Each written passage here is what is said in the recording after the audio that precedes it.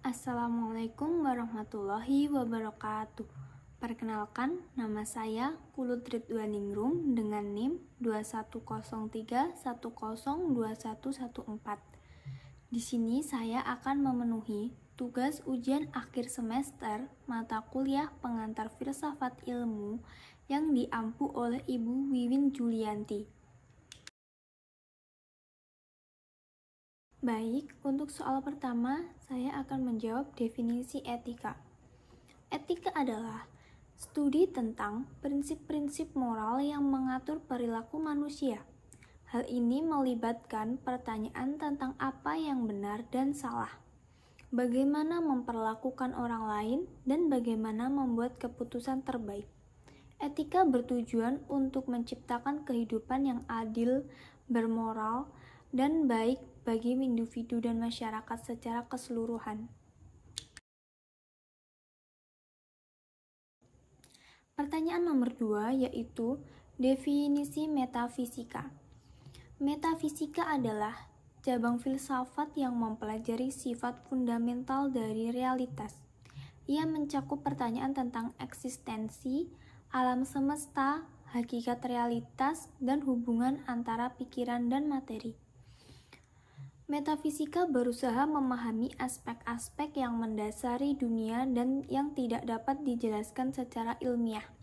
Tujuannya adalah memperoleh pemahaman mendalam tentang prinsip-prinsip dasar yang melandasi dunia ini. Pertanyaan nomor 3 yaitu definisi estetika. Estetika adalah cabang filsafat yang mempelajari keindahan dan karya seni.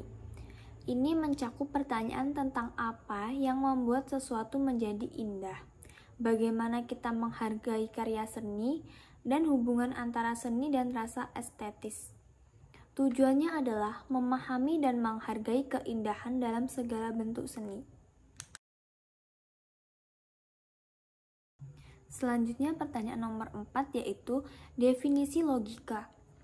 Logika adalah cabang filsafat yang mempelajari prinsip-prinsip penalaran yang benar. Ia membantu kita mengidentifikasi kesalahan penalaran, membangun argumen yang kuat, dan mencapai kesimpulan yang akurat berdasarkan informasi yang ada. Tujuannya adalah mencapai penalaran yang valid dan rasional. Selanjutnya pertanyaan nomor 5 yaitu definisi monoisme. Monoisme adalah pandangan filosofis yang menyatakan bahwa hanya ada satu substansi dan entitas mendasar di balik semua fenomena yang ada. Ini berbeda dengan dualisme yang menganggap ada dua substansi yang mendasar.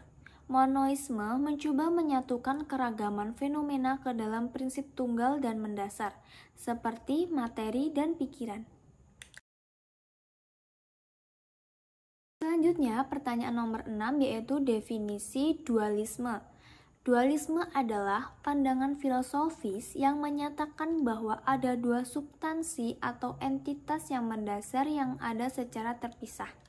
Misalnya, dalam konteks tubuh dan jiwa, dualisme mengakui pemisahan antara substansi fisik yaitu tubuh dan substansi tak kasat mata yaitu jiwa yang melibatkan kesadaran dan pengalaman subjektif. Selanjutnya pertanyaan nomor 7 yaitu definisi pluralisme. Pluralisme adalah pandangan yang mengakui dan menghargai keberagaman dalam berbagai aspek kehidupan. Ia meyakini bahwa tidak ada satu pandangan tunggal yang benar untuk semua orang.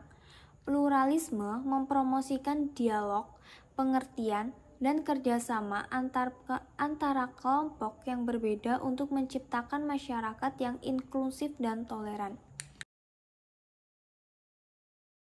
Selanjutnya nomor 8 yaitu definisi materialisme. Materialisme adalah pandangan filosofis yang menganggap substansi materi sebagai satu-satunya substansi mendasar dalam dunia ini. Menurut materialisme, segala fenomena dan keberadaan dapat dijelaskan oleh materi dan interaksi materi. Pandangan ini menolak adanya substansi tak kasat mata dan memandang kesadaran dan pikiran sebagai hasil dari proses fisik dalam otak dan sistem saraf. Selanjutnya nomor 9, yaitu definisi determinisme. Determinisme adalah pandangan filosofis yang menyatakan bahwa semua peristiwa dan tindakan di alam semesta ditentukan oleh sebab-sebab yang ada sebelumnya. Pandangan ini menganggap bahwa tidak ada kebutuhan atau kehendak bebas mutlak, melainkan segala sesuatu terjadi karena faktor-faktor yang telah ada sebelumnya. Selanjutnya nomor 10, yaitu definisi naturalisme. Naturalisme adalah aliran dalam sastra, seni, dan filsafat yang menekankan penggambaran kehidupan manusia dan alam berdasarkan hukum alam, sains, dan faktor-faktor material. Ini menggambarkan manusia sebagai bagian dari alam dan menyoroti pengaruh deterministik pada nasib individu. Dalam filsafat, naturalisme berpendapat bahwa penjelasan ilmiah adalah satu-satunya sumber pengetahuan yang dapat diandalkan, menolak realitas supernatural atau spiritual. Selanjutnya yaitu pertanyaan nomor 11, definisi spiritualisme. Spiritualisme adalah pandangan yang mengakui dimensi spiritual dalam kehidupan manusia. Ia meyakini bahwa ada aspek imaterial seperti jiwa atau entitas spiritual yang terpisah dari tubuh fisik. Spiritualisme mencakup keyakinan akan adanya kekuatan atau entitas yang lebih tinggi dan mengarahkan pada pencarian makna hidup dan hubungan dengan alam semesta melalui praktik spiritual. Selanjutnya pertanyaan nomor 12 yaitu definisi hedonisme.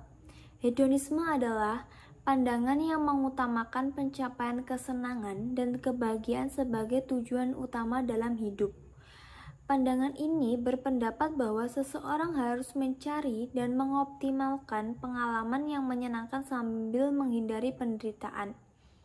Hedonisme mencakup kesenangan fisik dan emosional serta beragam varian yang mengajukan pandangan berbeda tentang bagaimana mencapai kesenangan.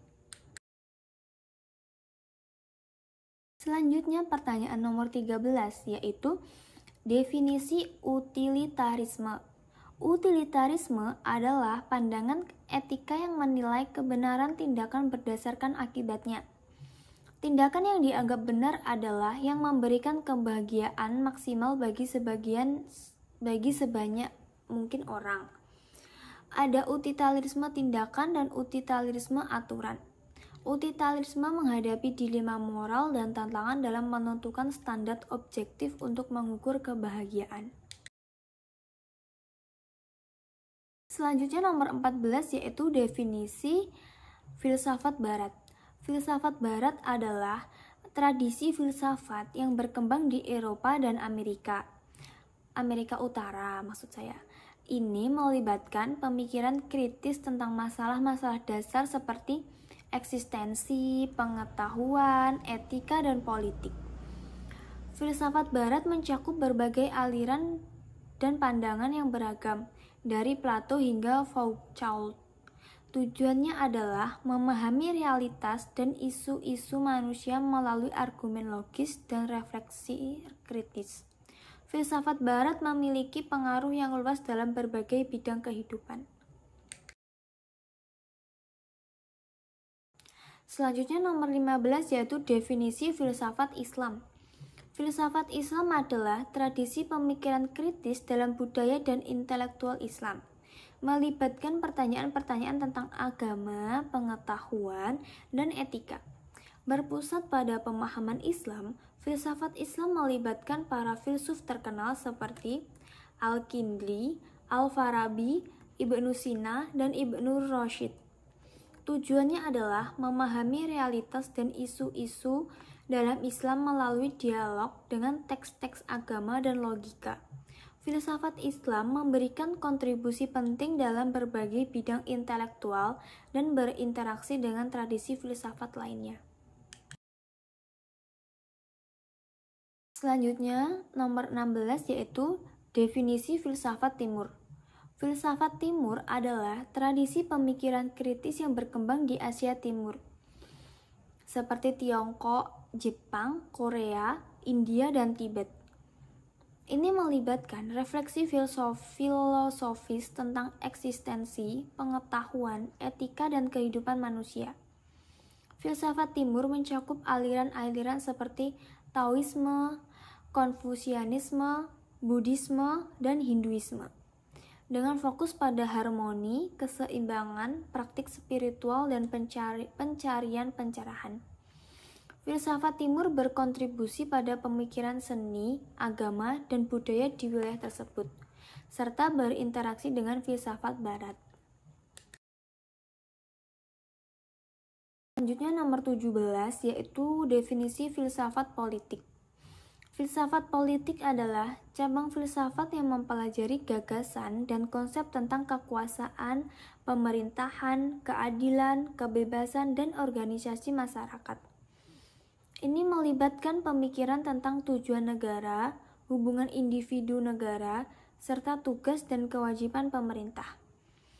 Filsafat politik melibatkan berbagai teori dan pemikiran politik, serta mempertimbangkan sistem politik, moralitas politik, dan etika dalam konteks politik. Tujuannya adalah mengembangkan landasan teoritis dan pemikiran kritis untuk mencapai masyarakat yang lebih adil dan baik secara politik. Nomor 17 itu definisi filsafat hukum. Filsafat hukum adalah cabang filsafat yang mempelajari konsep, prinsip, dan teori yang mendasari sistem hukum. Ini melibatkan pemikiran kritis tentang hakikat hukum, hubungan hukum dan moralitas, serta peran hukum dalam masyarakat. Filsafat hukum berusaha memahami pertanyaan-pertanyaan mendasar tentang hukum dan isu-isu seperti keadilan, hak asasi manusia, dan interpretasi hukum. Tujuannya adalah memperoleh pemahaman yang lebih mendalam tentang hukum dan kontribusi terhadap pengembangan sistem hukum yang lebih baik. Selanjutnya nomor 19 yaitu definisi filsafat Pancasila. Filsafat Pancasila adalah kerangka pemikiran dasar yang menjadi landasan ideologi negara Indonesia. Ini terdiri dari 5 prinsip dasar. Yang pertama, ketuhanan yang Maha Esa. Yang kedua, kemanusiaan yang adil dan beradab. 3, persatuan Indonesia. 4, kerakyatan yang dipimpin oleh hikmat kebijaksanaan dalam permusyawaratan perwakilan. Dan yang kelima, keadilan sosial bagi seluruh rakyat Indonesia. Filsafat Pancasila bertujuan untuk memberikan pemahaman tentang nilai-nilai yang mengikat bangsa Indonesia dan membimbing pembangunan negara yang adil dan berdaulat. Nomor terakhir yaitu nomor 20, definisi filsafat sejarah. Filsafat sejarah adalah cabang filsafat yang mempelajari arti, tujuan, dan metode penelitian dalam kajian sejarah. Ini melibatkan pemikiran tentang sifat sejarah, penyebab peristiwa sejarah, dan pertanyaan filosofis tentang kebenaran dan interpretasi dalam sejarah. Tujuannya adalah mengembangkan landasan teoritis dan refleksi kritis tentang sejarah. Sekian adalah jawaban yang bisa saya jawab dari 20 pertanyaan ujian akhir semester. Kurang lebihnya saya mohon maaf. Wassalamualaikum warahmatullahi wabarakatuh.